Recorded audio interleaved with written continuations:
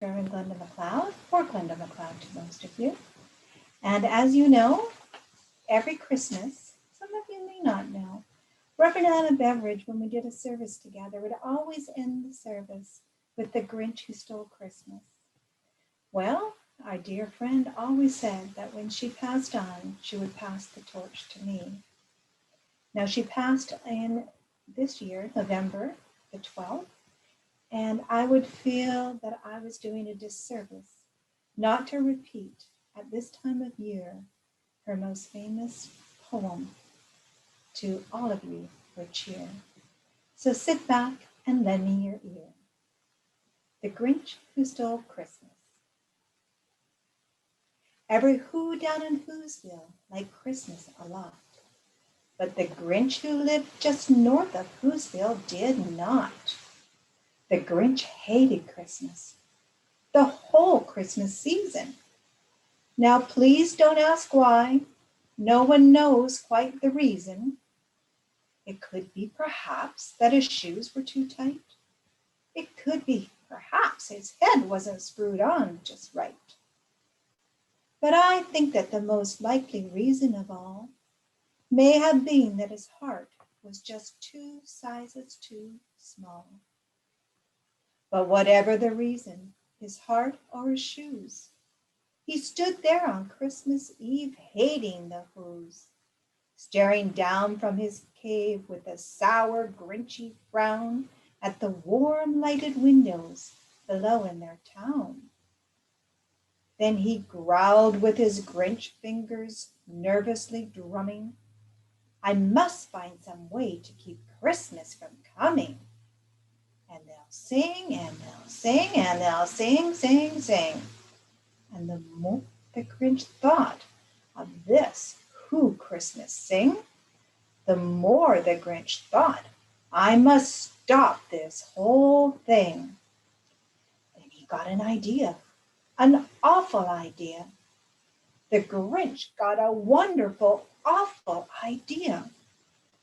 When the Whos went to sleep, with the bag down their chimneys he creaked. He got stuck only once for a minute or two. Then he slithered and slunk with a smile most unpleasant. Around the whole town he took every present.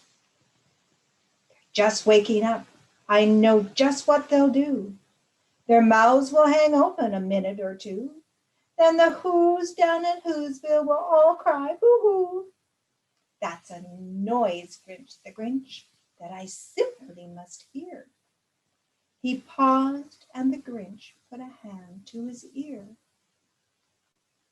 But he did hear a sound rising over the snow. It started in low, then it started to grow. But this sound wasn't sad. Why, this sound started glad. Every Who down in Whoville, the tall and the small, was singing without any presents at all. He hadn't stopped Christmas from coming. It came. Somehow or other, it came just the same.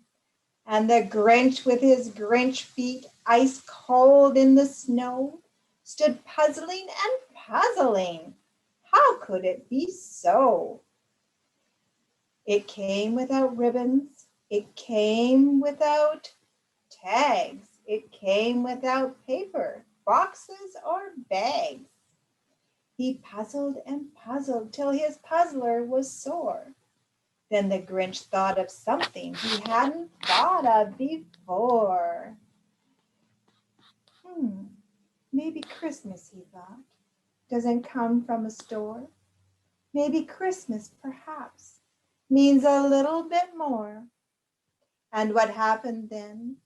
Well, in Whoville, they'll say that the Grinch Small's heart grew 3 times bigger that day.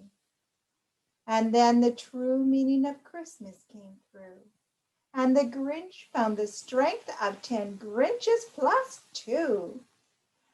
Now, that his heart didn't feel quite so tight, He whizzed with his load through the bright morning light.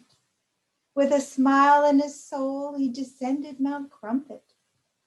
And the Grinch found his strength and cried from his trumpet, cheerily blowing, hoo hoo! And he rode into Whoville, and he brought back their toys. He brought everything back, and the food for the feast. And he himself, the Grinch, carved that roast beef. Welcome, Christmas, bring your cheer. Cheer to all whose, far and near. Christmas days in our grasp, so long as we have hands to grasp. Christmas Day will always be, just as long as we have we. Welcome, Christmas, while we stand heart to heart and hand to hand. Well, Merry Christmas, Reverend Anna Beveridge. Merry